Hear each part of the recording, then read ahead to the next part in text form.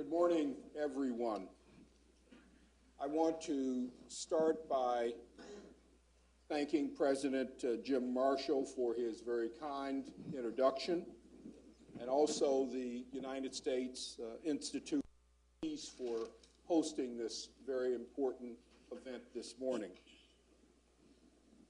There are a number of distinguished guests in the audience this morning.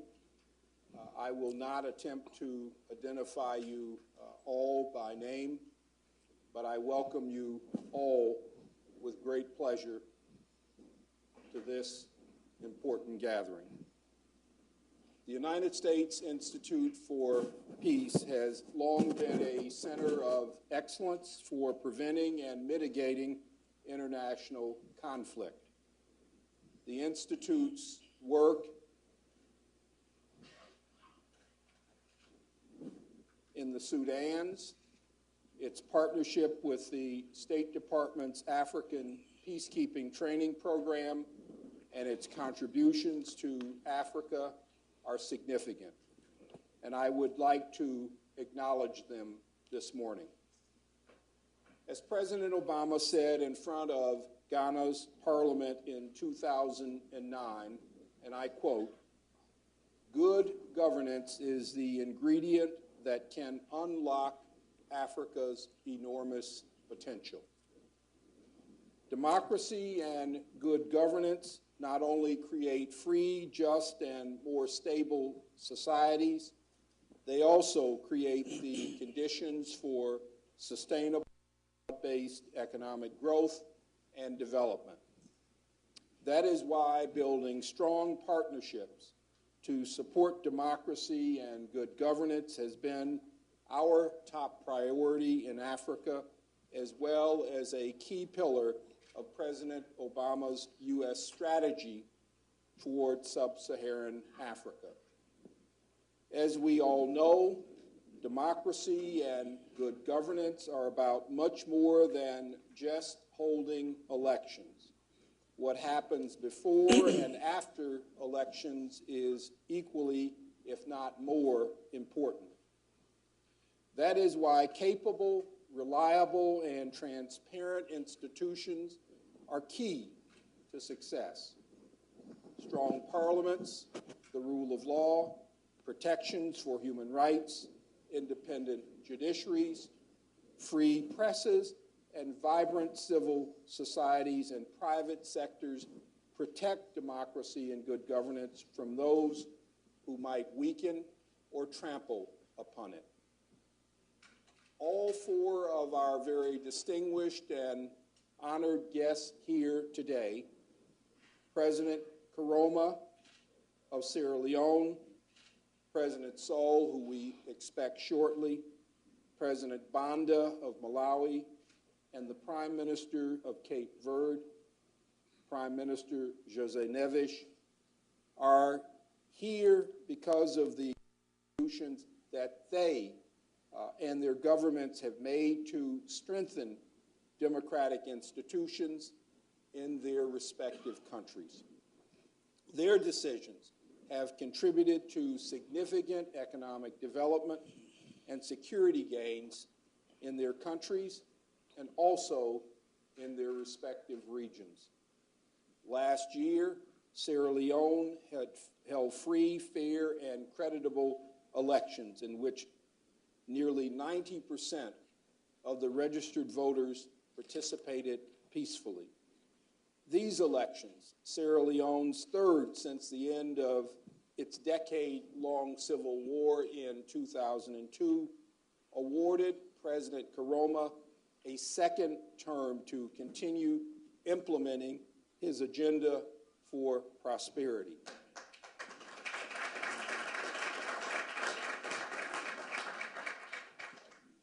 Sierra Leone's economy is expanding rapidly as a result of President Koroma's leadership.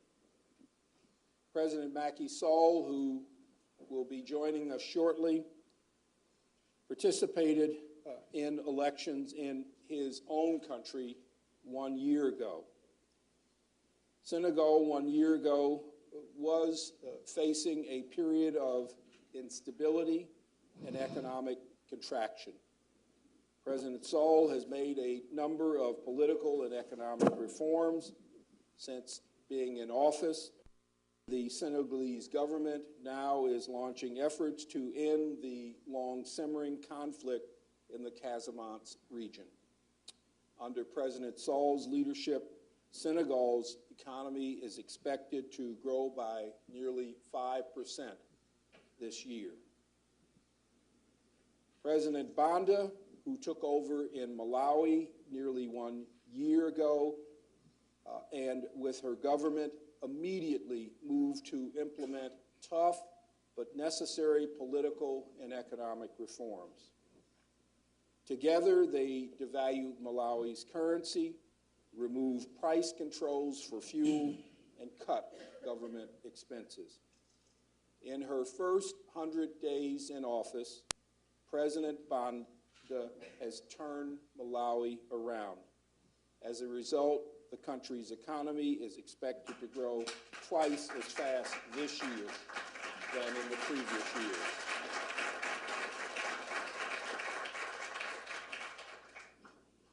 And last but certainly not least, Cape Verde has risen from the bottom of many development indicators because of the visionary leadership of Prime Minister Neves. The country's vibrant two-party political system, its strong rule of law and low corruption also have contributed to Cape Verde having one of Africa's highest literacy rates, best in foreign investment environments, and consistently high economic growth. At every step of the way, the United States government has partnered with all four leaders in all four countries as they have implemented their reforms. Because each country has demonstrated serious commitment, our Millennium Challenge Corporation has compacts in place with Malawi, Senegal, and Cape Verde.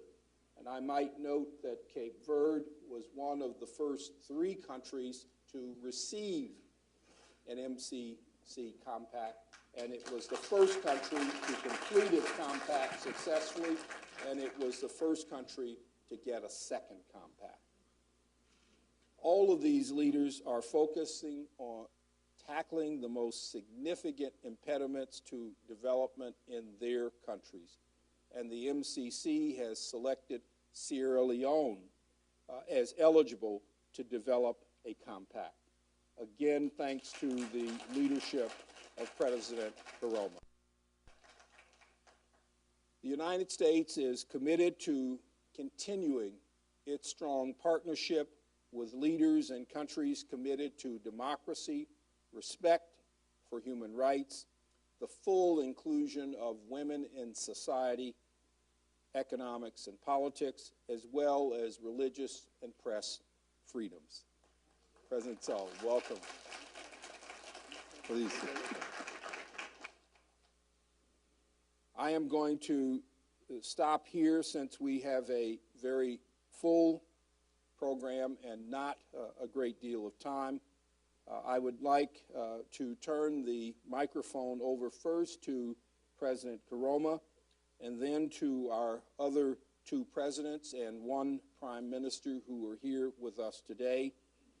I will ask that each of you try to keep your remarks to no more than 5 minutes so that we have ample time for questions from our audience here as well as in our overflow rooms, as well as those who are following us on social media. And for everyone in the audience, please keep writing your questions on the 3x5 index cards that we have passed out and hand them to a USIP or State Department staff member who is near the aisles. I'll start by asking each of our speakers in turn to address the following broad question. how does democracy and strengthening of democratic institutions in your countries contribute to economic development and growth and a more equitable society. But I will give our leaders 5 minutes to talk about their countries, talk about what they are doing in terms of democracy and economic growth, and then we will proceed to a more informal dialogue and discussion. President Koroma, I'll start with you. Thank you, Ambassador Casting. Let me use this opportunity to thank the President of the Institute of Peace of the United States. We are happy that you have invited us this morning, and let me use this opportunity to also thank the Institute and America for the role they have played in restoring peace in Sierra Leone. Sierra Leone has a unique story in terms of peace and peace development because as a country we have experienced peace after independence and then to a period of civil conflict, and thereafter we are now building on our democracy and developing the country again. The story of the conflict in Sierra Leone is an open book. We will normally want to just move forward because we all know it, and what we take pride in is the fact that we have committed ourselves to moving forward. What we take pride in is the fact that Sierra Leone is an example of a country that has emerged from peace and have quickly restored order, and we are now developing the country. Now, for us to get to the point where we are today, the war was formally declared over in 2002, and since then, the country took the appropriate steps that have not only ended the war, have not only built on peace, but we have now positioned ourselves to development. Now, on issues like these, we took the first steps of establishing a Truth and Reconciliation Commission, which was geared towards ensuring that the community and the people within the country are reconciled, because it's important for a country that have been through war to be a reconciled country, a reconciled community, to move forward. Following that, we also established the TRC, which was a committee charged with the responsibility to take on those that have the highest responsibility for the crimes of the war. And some of it was organized in the country, and of course we had the outcome of what happened in The Hague with Charles Taylor. But these are all institutions that we have put together to end the war and reconcile ourselves. Now, in moving forward, in building the peace, building the democracy and development, we had taken steps to put in place institutions that will ensure that we move forward in a manner of peace, in a manner in which democracy will be observed, and in a manner in which inclusiveness will be guaranteed in the society. Now, this led us to the establishment of institutions of good governance. We have established the Political Party Registration Commission that is charged with the responsibility of observing and monitoring activities of political parties. We have the National Commission for Democracy. This is also an institution that is set up to ensure that we sensitize people and get them involved in the democratic process. We also have the institution of monitoring and maintaining the independence of the media, the IMC. The National Electoral Commission was also an institution that has been established. We have a good number of these institutions that are established to guarantee good governance in the country. And in the process, we have reviewed the security infrastructure in the country.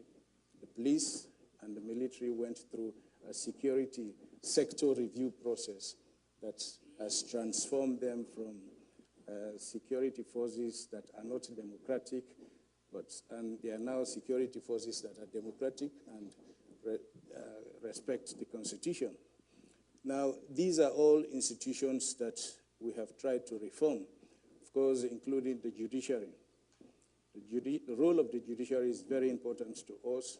We believe that when the judiciary becomes independent and professional, it will play the role in which everybody will feel protected and people outside will also feel protected.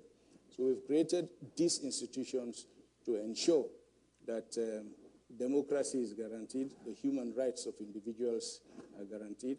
And I must say that they have come a long way in trying to conduct their affairs, to the extent that our Human Rights Commission has been granted an A status last year because of the that they have carried.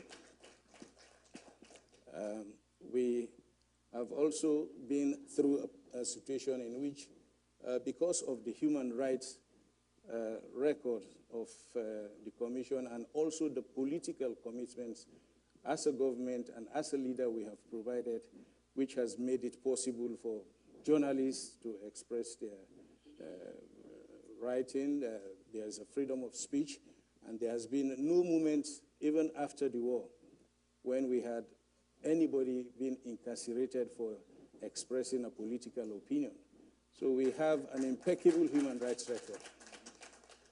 These are great achievements that have laid the basis for democratic governance.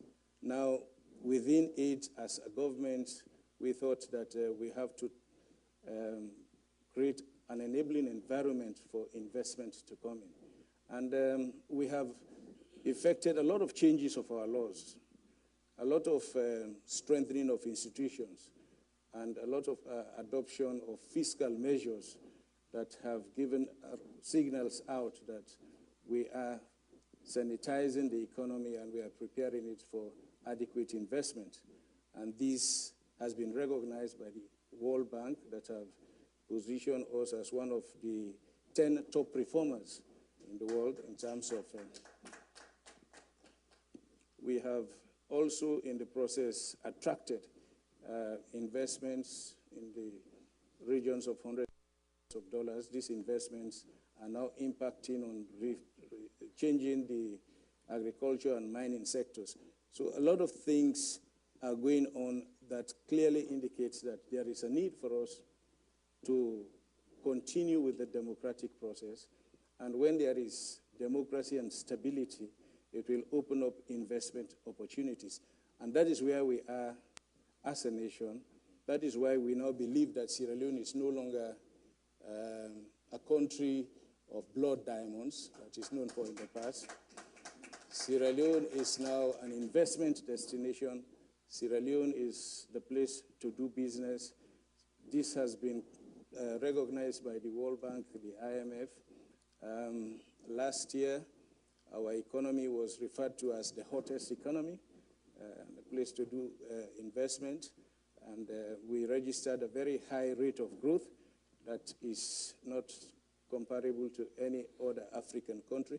This is as a result of the measures that we have taken, the democracy that we are building, the openness of our economy, and the structures that we are putting in place to guarantee that investment is not only attracted, but it is also protected, and it is also seen in the lives of our people.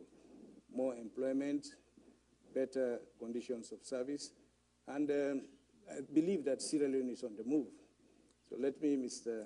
Ambassador, stop at this point and maybe react as we move on. Absolutely.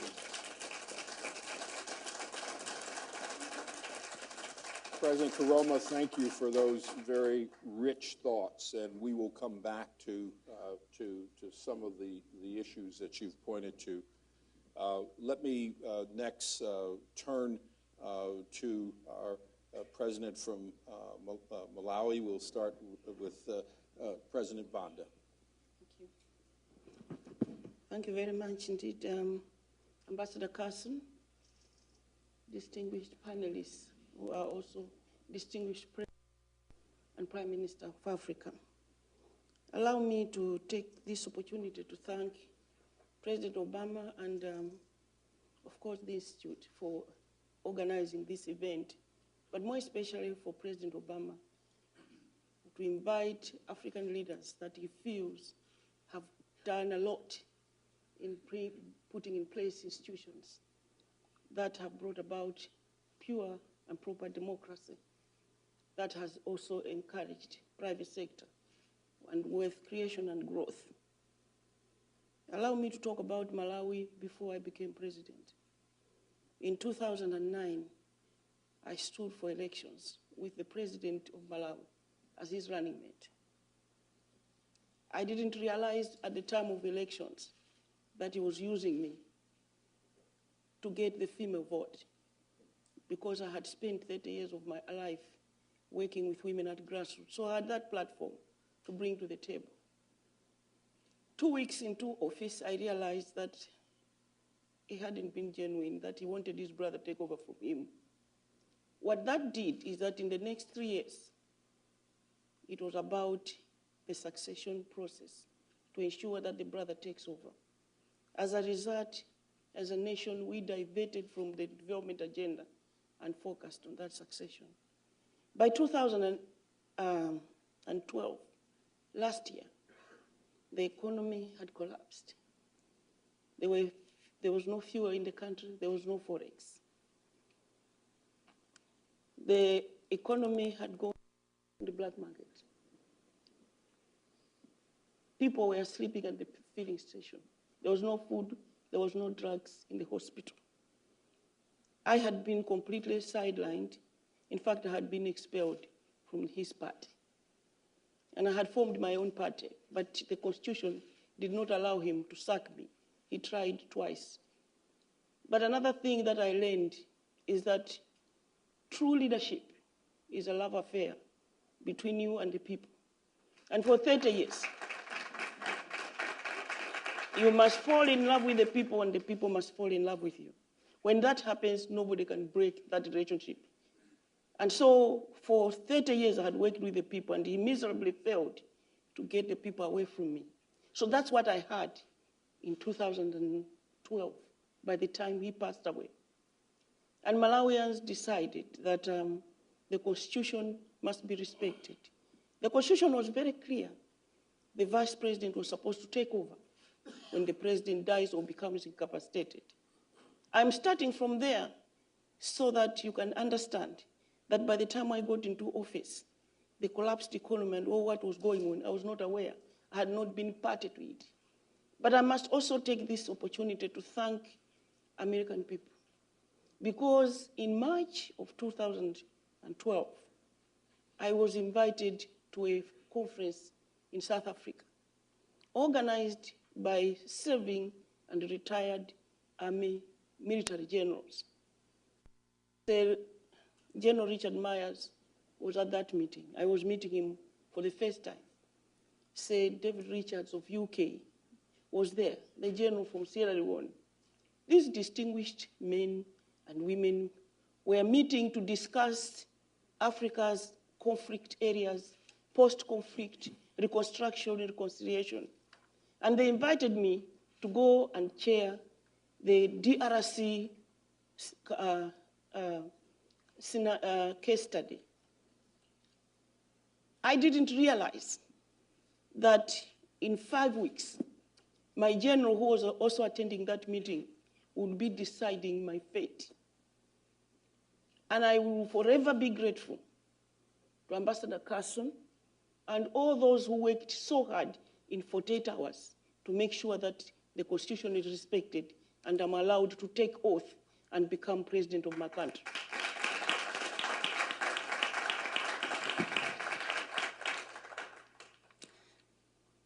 In the past year, what we have done is to get back on track, because by the time I became president, we were off track with IMF.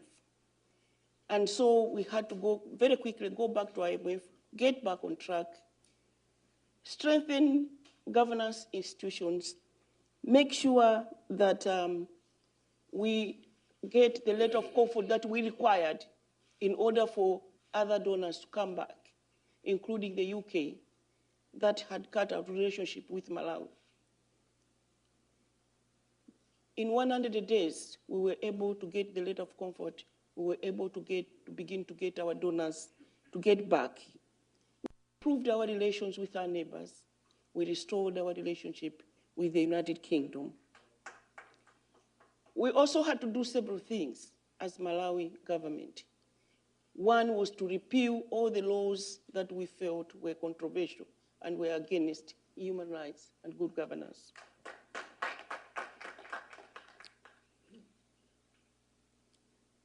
So in July of last year, I organized what I called the National Dialogue on the Economy. At this conference, we chose 5 sectors, namely mining, energy, tourism, infrastructure, and agriculture. Those projects were chosen, those sectors were chosen because of the potential they have to create wealth.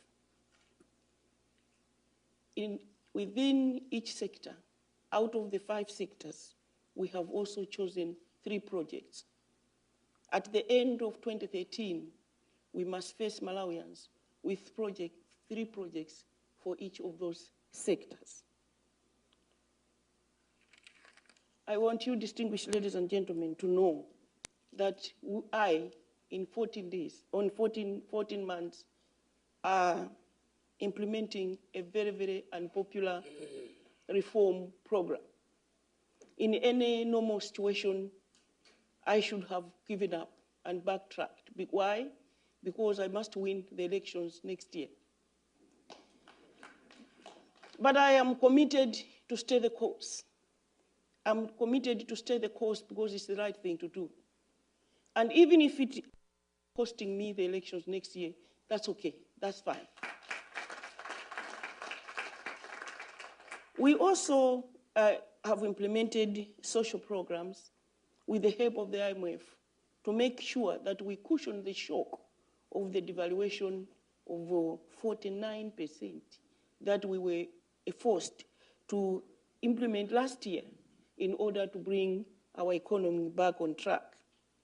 It also meant introducing austerity measures, including selling the presidential jet and reducing my own salary by 30%.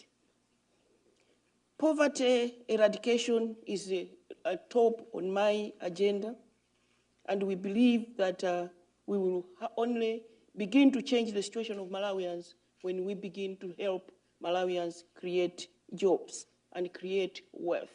So we are talking about a private sector-led economy. I also introduced 2 presidential initiatives. One, poverty and hunger reduction, where we are mobilizing women and youth to grow crops that have export potential. In other ways, diversifying from the traditional growing of maize for survival. I also insist that women and youth must get support. I am talking about, yes, creating wealth, creating jobs, but also ensuring that women and youth have special opportunities. And having worked at grassroots for 30 years, what has become very clear to me is that the situation of women and children in Africa is only going to change if we address issues of income at household level. And helping women and youth to have an income is critical and is a must. We don't even have a choice. Because when you talk about population growth, maternal mortality, lack of education for the girl child, at the center of all that is poverty. And until and unless we assist women and youth get income at household level for the poor, the situation of women and children, our economies in Africa will never change. I have worked with women and children for 30 years. And I know that for me, that's the only way we can improve the life of people in Africa. Malawi is expecting a bumper harvest this year. Malawians have worked extremely hard to diversify their economy. And even for the legumes that they have grown, we're expecting a bumper harvest.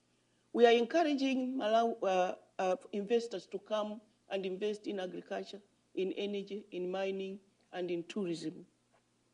But agriculture is the easiest for Malawians to enter.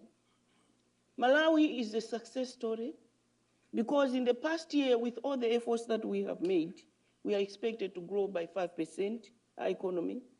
We have reduced maternal mortality from 675 to 400. We have 7,000 adult classes going on at the moment. We have improved our position according to the Mo Ibrahim Index. Madam Selif and I are working hard to improve the lives of women. We have started a very strong exchange program. A month ago, she sent a delegation from Liberia who came to Malawi, and we sent a delegation to Liberia from Malawi. I believe that together in Africa, we are ready to help to assist our people, but we also calling upon investors from the US to come to Africa. The best thing that has happened to me during this trip is now hearing President Obama and hearing Mr. Shah of USAID yesterday saying what I've been trying for 30 years, that it is only when we assist our people in the continent of Africa to do business, to have an income at household level, that's the only way we are going to eradicate poverty on that continent. Thank you very much for your attention. President Banda, thank you very, very much for those excellent remarks. I would now to call on our third president, President Macky Sall, for his comments. Thank you very much. Merci beaucoup, Thank Ambassador you very Carlson. much, Ambassador Je voudrais Carlson. d'abord First of all, présenter mes I excuses. would like to express pour le my retard. apologies En for réalité, nous being parlons late. de démocratie. In fact, we are talking La about démocratie democracy, suppose and la democracy souveraineté du peuple. assumes the sovereignty of the Hier, people. après notre dîner, Yesterday, le peuple du after our Sénégal dinner, the venant people of des États-Unis, Senegal, venant de tous les États, people from Senegal in the United States, from all states, wished to meet with me, and therefore I had to spend some time, and actually I was with them until 4 in the morning, and that gave me very little time to come here, so I would like to extend my apologies. Ladies and gentlemen, I am the president of a small country by its size. We have 12 million citizens in my country, but we are an African country which has provided a great contribution to universal democracy. Senegal indeed has experienced in 1786, a date when fundamental important things occurred in this country. In 1787, we had a very important revolution in the north of the country, which allowed us to rid ourselves of a traditional yoke, traditional power, in order to consolidate a governance based not on birth, but based around the choice of the various components of the population at the time. And specifications were made up at the time, and we said we needed to choose our leader, North Mali at the time, based on these standards, your knowledge, your various standards of leadership. And this was already codified in 1786, 1787. In 1860, long after these events, which lasted more than a century. At the time when Senegal was still a colony, voting already started in Saint-Louis in Senegal already in 1860, which means that a democratic process is neither the impetus of a single president, neither caused by a party. Actually, it's the legacy of a very long process that took many years. Senegal, already in 1914, sent its first black member of parliament to the French parliament. It was Député Blaise Diarra, and he was followed by other members of parliament, Mr. Diouf, Léopold Sédar Senghor, up until the time of our independence in 1960. So it is this legacy that allowed us to have a stable regime since 1960. We have never experienced variations or coups, and this in spite of political crises such as the one that we had last year, we nonetheless remain on the right track, and we have understood that democracy is everybody's business, that democracy assumes free and transparent elections, and you must be held at specific deadlines. You must abide by the timeline, you must by the principles, the procedures, and you cannot change the rules of the game during the game. Because if during a soccer game you change the rules of the game, well, you can imagine that the game will be of no longer much interest. And this, unfortunately, this almost is what happened to us last year. So I'm talking about this, during this little deviation, the rules of the game were changed, whereas ECOWAS established in the additional protocol that 6 months prior to an election, you cannot modify the rules of the electoral law. So I am the inheritor of this tradition. I'm very proud of it because I do know that as President of the Republic, there are some things that I cannot do myself. And the example is that we have a true democracy, standing institutions, and I fought against the former president who for 12 years was my boss. I was his minister, his prime minister, I was Speaker of Parliament, coming from his own majority. We had a dispute. I left him, I founded my own party, and I defeated him clearly, transparently, democratically. And I came into office 5 days between the vote of the runoff and my swearing of office. A country that does not have solid institutions cannot do that. Senegal has a democracy that has to be mentioned. We've always had strong institutions. The power has control over these institutions. You cannot choose the rules of the game, and that is what institutions are. Good governance. Good governance assumes the principle of accountability. Therefore, you have to be held accountable, which means that those who are responsible of the public office, they have to, everything that they do is accountable, and therefore we have, we'd like to congratulate President Bada, because I myself have a Boeing 727 that I'm putting out for sale, because actually it's on for sale for 1 year now, but no one seems to be interested in buying it. It might have to be given to a museum. We had 2 aircraft, but Senegal does not need 2 presidential aircraft. This is to say that I told all these perks for the ministers and senior officials are no longer there. We're trying to improve AGOA. We're seeking to invest private investments at the international level. We're trying to strengthen the rule of law, to have an independent justice system. And because in all of our countries, you have to say things as they are. And even in many developed countries, corruption is a fact. Therefore, we must constantly work to reduce corruption down to a level that will be almost insignificant. And that is not easy because there's traditions. And as long as we do not have the rule of law, as long as we don't have accountability, it will be very hard to fight corruption. But we're not losing hope, and I am convinced. I'll stop here because I don't want to go beyond the time that was given to me.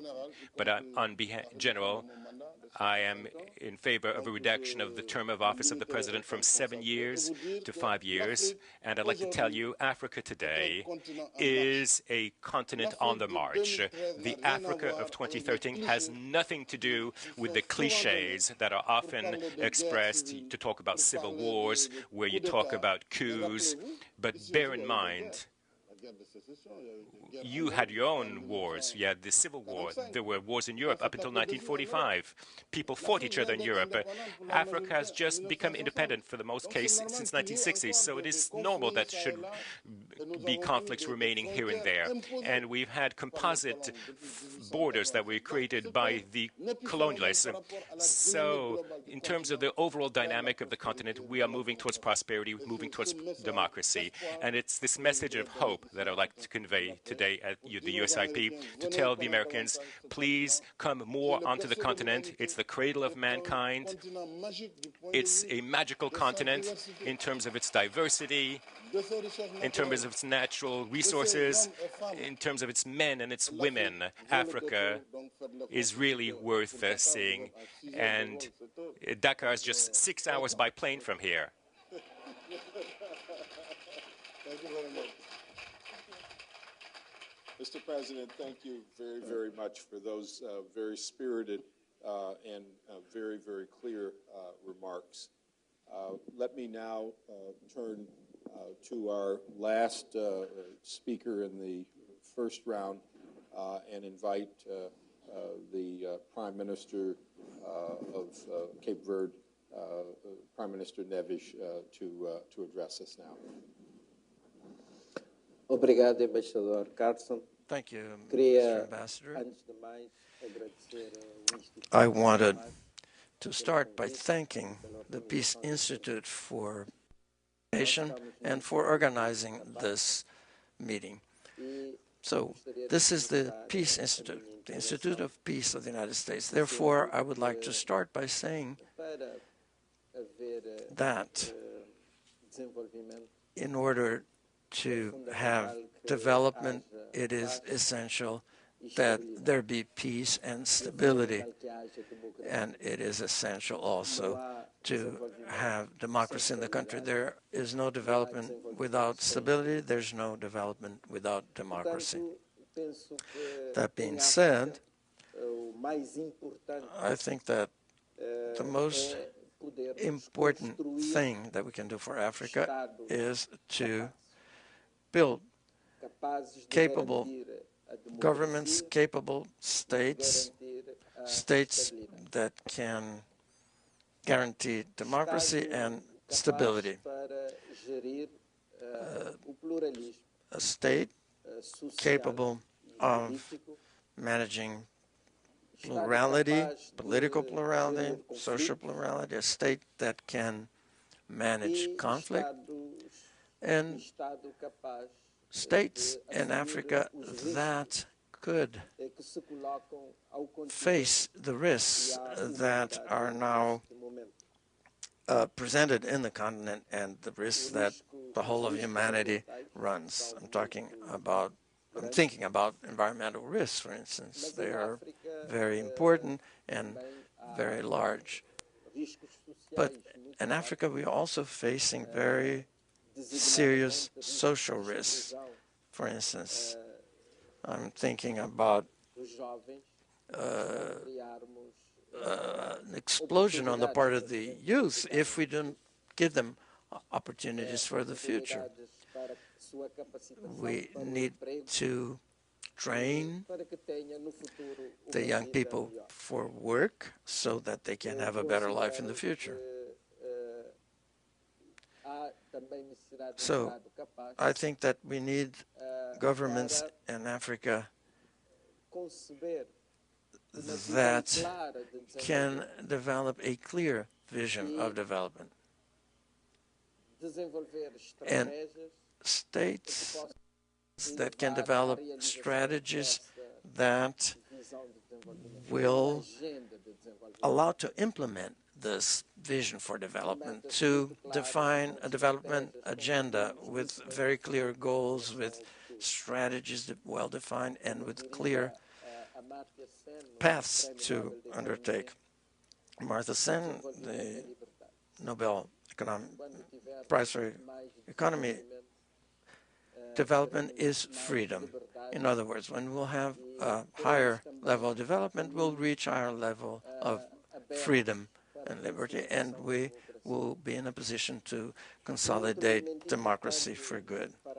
Another important factor for peace and stability in the future is, of course, good governance. Good governance, of course, implies free and transparent elections, respect for the rules of the game, the democratic game there is, respect for minorities. It's essential to respect minorities and to respect the opposition. The opposition must find its position in the political game, and the opposition must also play a role in the political definition of the situation in the country. And also, the government must be in a position to respond to the demands and the aspirations of the population. Serious administration that looks toward providing services for the citizenry as well as the business community. And if we are able to do that, we will have certainly created spaces that will take into account the plurality and the diversity of our societies and use that in order to put together very strong development agendas, and in so doing also reach or put in place legitimate governments whose legitimacy will be, of course, defined by their own performance, governments that will defend the rule of law, democracy, which are all very important factors for peace and stability. But to conclude, if you allow me, I would like to say that Africa is the continent of the future.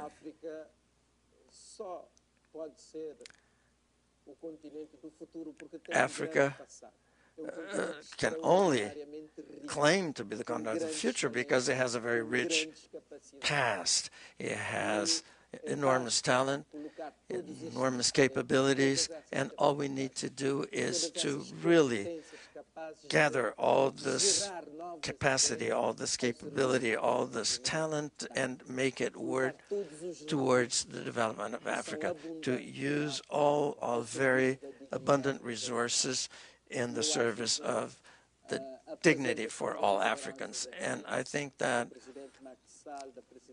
Presidents Macky Sall, Nkrumah, President Banda are leaders that show that there is a positive Africa, there is an ambitious Africa out there, there is Africa who wants democracy, peace, stability, and Africa that wants, above all, a certain level of development to ensure dignity in the future for all Africans, men and women. Thank you very much.